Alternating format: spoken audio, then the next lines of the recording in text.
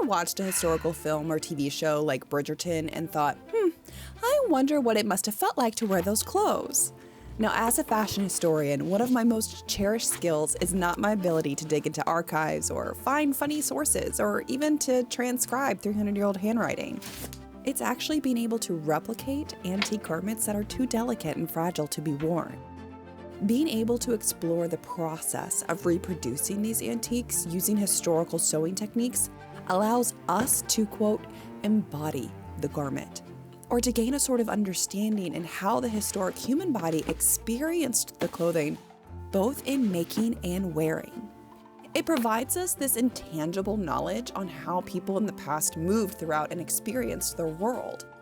This reproduction work can be done in copying antique sewing patterns or reproducing draping techniques, but sometimes, when you're really lucky, an antique comes along that just screams at you to reproduce me. And this 1880s corset has been yelling at me for a while.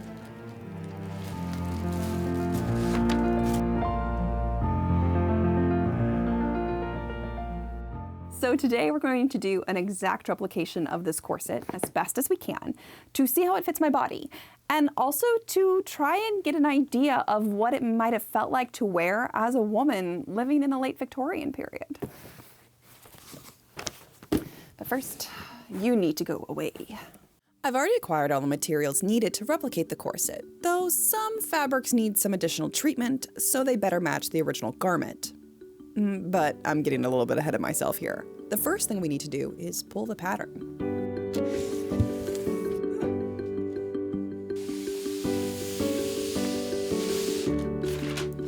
Now, what makes this experiment different from other reproduction projects is we're not changing the pattern at all. Like, the lack of alteration is crucial for our experiment's success.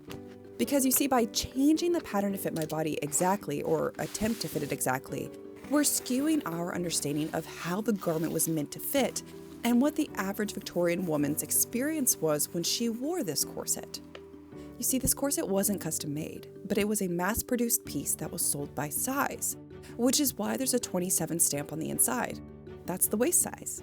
And while advice does differ on what size corset to wear throughout the 1800s, the kind of general rule of thumb is that you want a corset that's about 2 to 3 inches smaller than your natural waist size.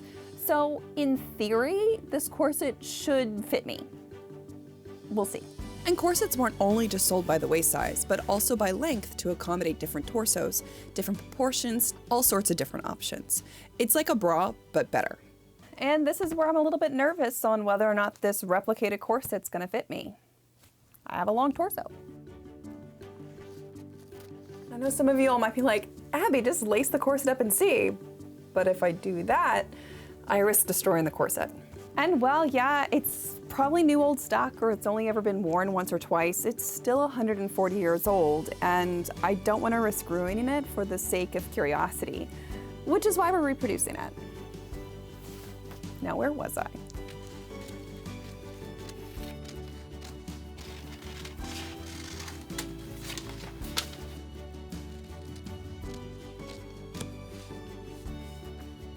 All right, now that we're done making the pattern, it is time to collect our materials. And unfortunately, this is always where things get kind of tricky, because we have to accept that even in an exact replication experiment, nothing is ever truly going to be historically accurate because we simply just don't have the materials.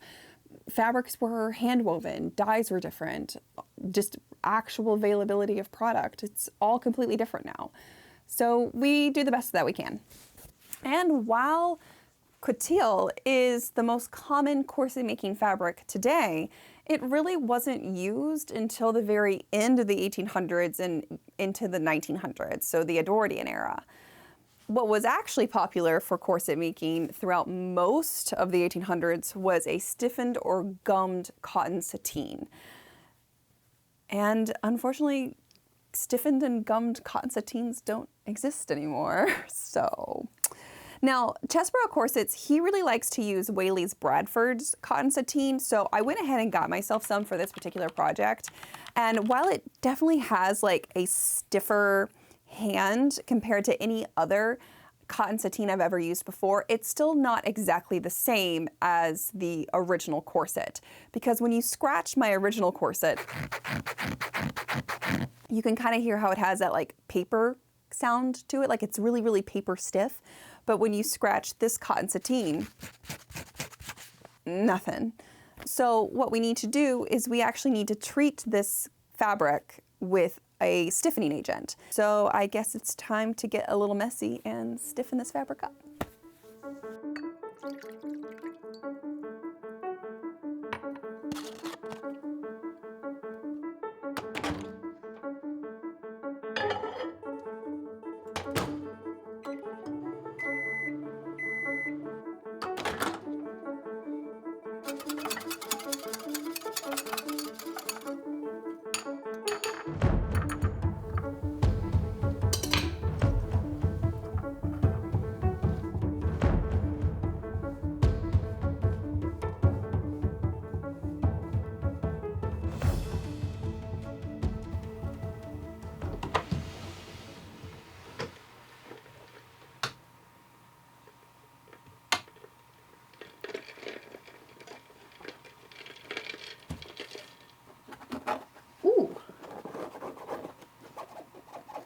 Oh yeah,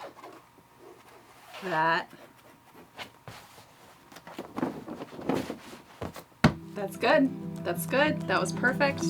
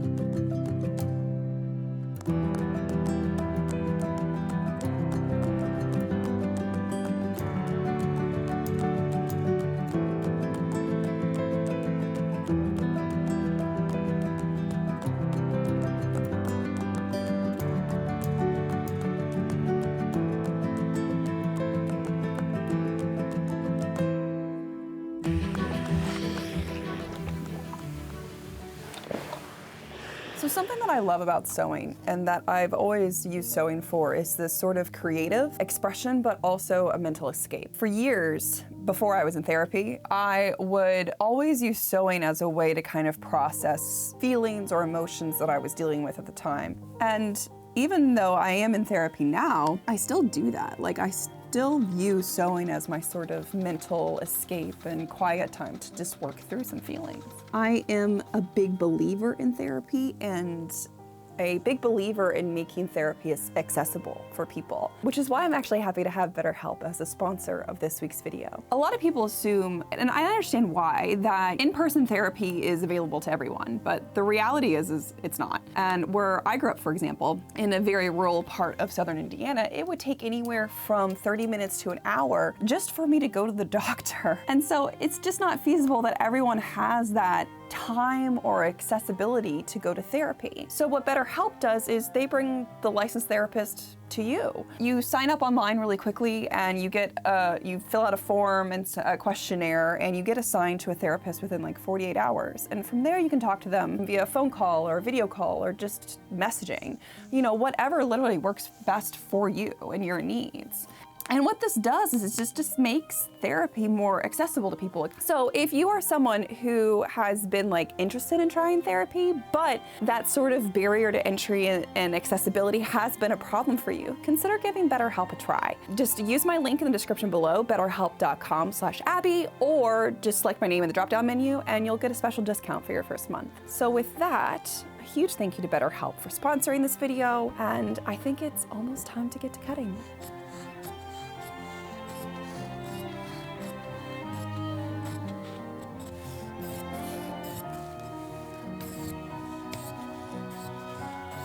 One of my favorite details about this corset is that even though it was mass manufactured, it still has some really nice decorative details just to kind of make it a little bit, you know, higher class, a little bit nicer, a little bit more like not totally fast fashion. And they did some really pretty and simple embroidery down the front of the bust, where the bust is on piece number 2 and also on this side back piece. Originally, this embroidery would have been done on a chain stitch machine. And while I do have a chain stitch machine, it is currently not functional. So what that means is that I have to do this by hand.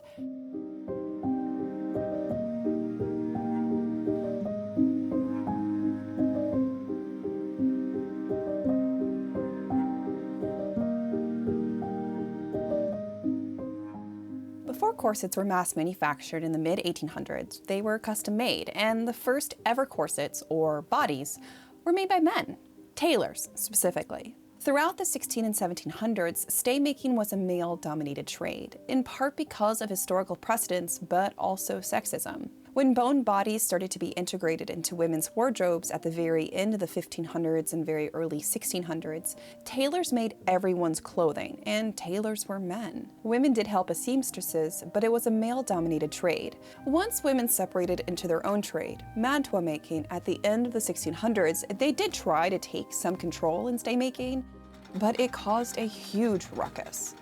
On June 21st, 1725, members of the Parisian Tailors Guild broke into and raided the home of a mistress mantua maker, seizing several articles of clothing she had been working on that had whalebone in them, ranging from hoops to children's stays. In their rage, they beat her so badly that she miscarried. Now, through a series of lawsuits as the result of this attack, tailors were actually able to maintain their monopoly on stay making, with the claim that women were unable to handle the physical strength of pushing the whalebone into the stitched channels to make the stays. So sexism, baby. Now, as the century progressed, so did stays. They became softer and less boned over time. And by the end of the 1700s, we see advertisements for lady stays and corset makers, like this one from November 7th, 1789. Throughout the first half of the 1800s, as stays gave way to corsets, they became softer with less boning and a lot more cording, and women began to dominate the corset making trade. I can't help but to find it fascinating that the period of time in history when women were the dominant corset makers is also the period of time when corsets were their softest and least amount of boning and more cording was used. I just find that interesting. It's even implied that by the mid-1800s, corset maker became synonymous with being female. In a critical and almost satirical book called Female Life in New York City from the 1840s, William Burns has this to say about the corset maker. As for our corset maker, she makes a good living by making living a curse to others of her sex. She's not to blame, poor girl. Corsets are in demand. Bread she must have, and she makes corsets.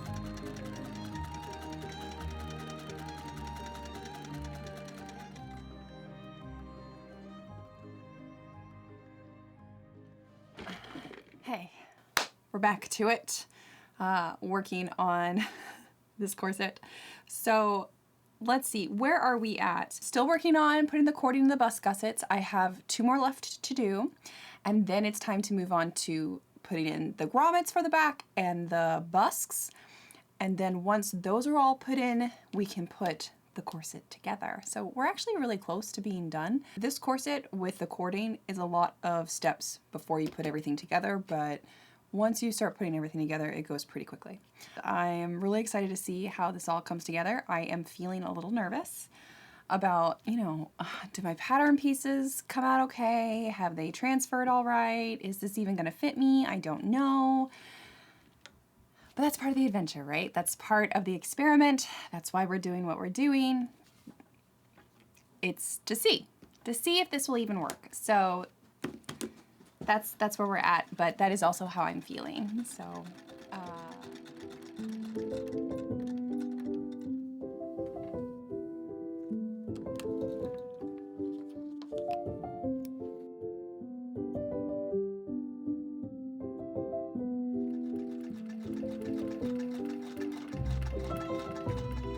corset making trade was fundamentally changed, and not necessarily for the better, once the sewing machine was invented and the Industrial Revolution really set in the mid-1800s. Small local shops with a female corset maker started having to compete with mass manufacturers who were able to spend thousands of dollars on national advertising. Factories owned by men could employ over 1,000 women and girls, most under the age of 25, to make corsets. Male-owned brands like Dr. Warner's, Royal Worcester, R&G Corsets, and the Strauss-Adler Company, who were the creators of the famous CB Sprite corset, became household names, taking out huge color advertisements in ladies' magazines. Corset manufacturing, while not the biggest industry in the United States, was one of the few that employed the most women. And during the 19-teens, after the disastrous Triangle Shirtwaist Fire in New York City, the corset manufacturing industry became, I don't want to say like fell under scrutiny, but people were definitely interested in researching it and studying it as a way to gain a better understanding of the working experience for the women in those industries. And so as a result, we have a lot of studies and information, like analytical data information, about the working conditions of these factories. Let me come back here. A 1911 investigation showed that the women and girls who worked in corset manufacturing in Connecticut worked on average 50 to 60 hours a week, 49 weeks a year, sometimes with illegal overtime being required of them. There were over 30 steps or jobs in corset manufacturing, with men dominating the cutting and the ironing roles since it required physical strength that women were assumed to not possess. Most positions were paid by the piece, not by the hour, and for the stitchers and strippers, not that kind of stripper, but it's a person who stitches the tape on the inside of the corset for the boning to go into, they would be charged by the factories for all of the needles and thread that they would use, and that money would be docked from their weekly wages. On average, it was a third of their weekly income, meaning that if the woman worked enough to earn $9 a week, on average, $3 was deducted for the materials used, and she would only go home with $6. Now keep in mind, these women worked in the factory too. It wasn't like they took this work home with them. So in a way, men were able to take back the corset making business, earning the most profit and power, and leaving women to do the menial labor.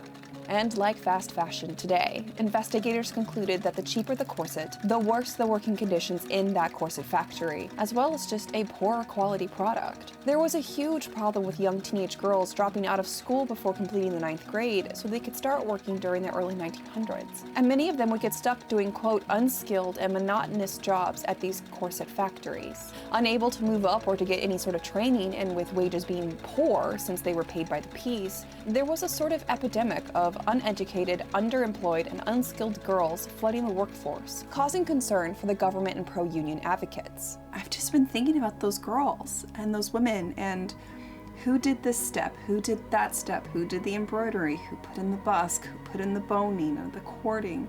Were they happy? Were they well paid? Did they like their job? Did they have friends? Were they treated right? And that's just really kind of changed how I viewed this project. So something that started off as just, let's recreate it to see what happens, has now kind of turned into this sort of in memory of the countless women and girls, most of whom will forever remain anonymous, that worked on making these mass-manufactured corsets for other women. And yeah, I don't know. It just makes this whole project just feel a little different to me.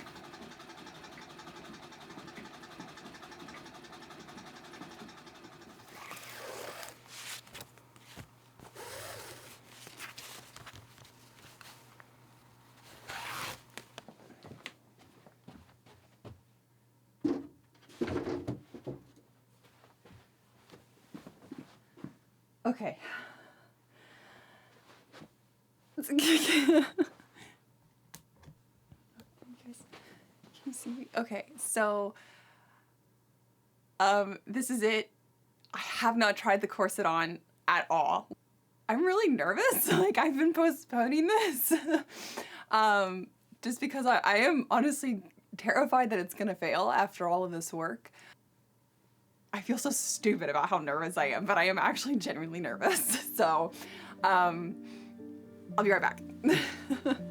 Okay, we are live. Let's try this on. Whew.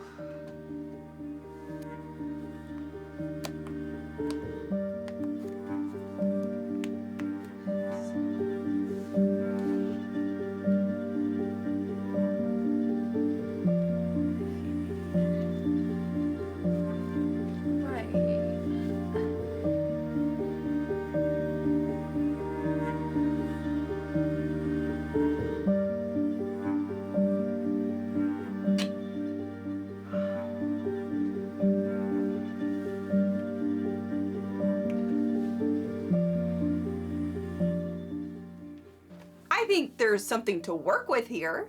Like, there's stuff I want to keep and there's stuff I want to change. Like, I want to add more flare over my hips, you know, like I want more room here. I'm not that thrilled. I was really hoping that I would make this and I would really like it, but unfortunately I don't think I do. And I don't know how I feel about that. Like, you know, that's the part of the experiment. Yeah, I mean, like, this is the most we're gonna do, right? Like, it's not a curvy corset. So this is just me having to adjust my expectations. This is not a curvy corset. Obviously I can't hold her up to the pressure, but all right, I think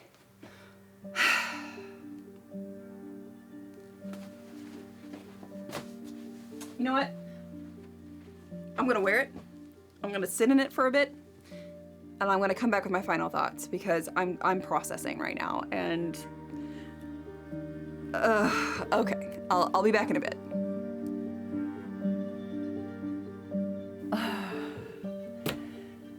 Okay, where do we begin? Well, to start, am I disappointed? Yes and no. Yes, in that obviously I wanted this beautiful red silk corset with its beautiful embroidery to fit me, and it didn't. So I'm disappointed in that. Did I do anything wrong in the making of this corset? No, not really. If I had measured the original antique corset's hips before making this corset, I would have known that it wasn't going to fit me. But like, where's the fun in that? Where's the mystery? Where's the excitement? There is none. I honestly just forgot to do it. Like, I was just like, 27-inch waist, let's go. It didn't fit, period. Overall though, I am really proud of the work that I put into this corset. I'm really proud of the pattern that I created with this corset and how exact it is to the original. I made a good corset. It's just not a good corset for my body. And that's where I'm not disappointed. Experiments fail, and it's through failure that we really learn.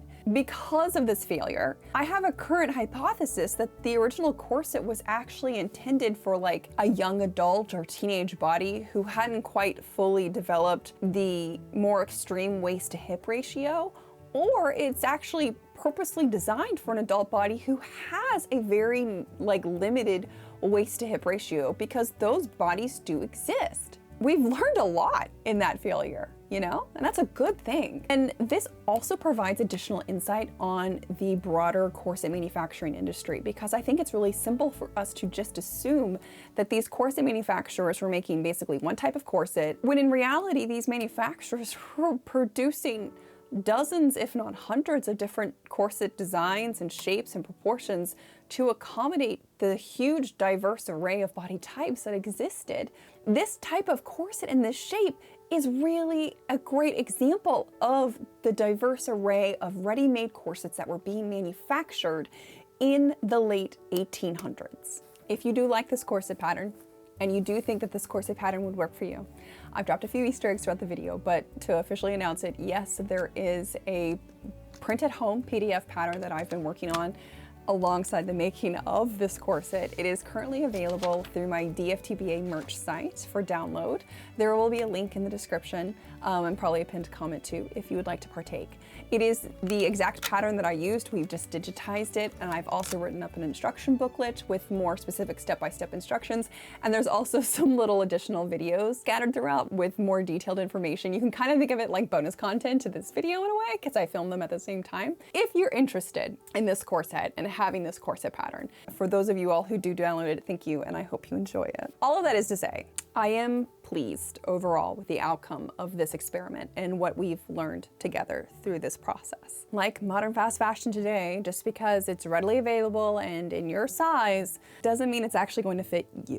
And I also want to take a moment to just acknowledge the countless number of women and girls who worked in the corset manufacturing industry. For so long, they have been anonymous, but it is through their work and their labor that we have been able to learn more about them and their world and their life and their clothing, but also learn a little bit more about our own world.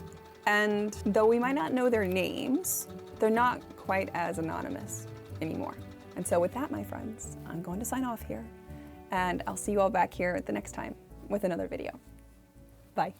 Hey, are you still watching? Okay, good, because I have an alternate bonus ending for you guys. It's exciting. I'm so excited. Okay, so we just made this corset, right? We just went through that experience. Well, I'm not gonna lie.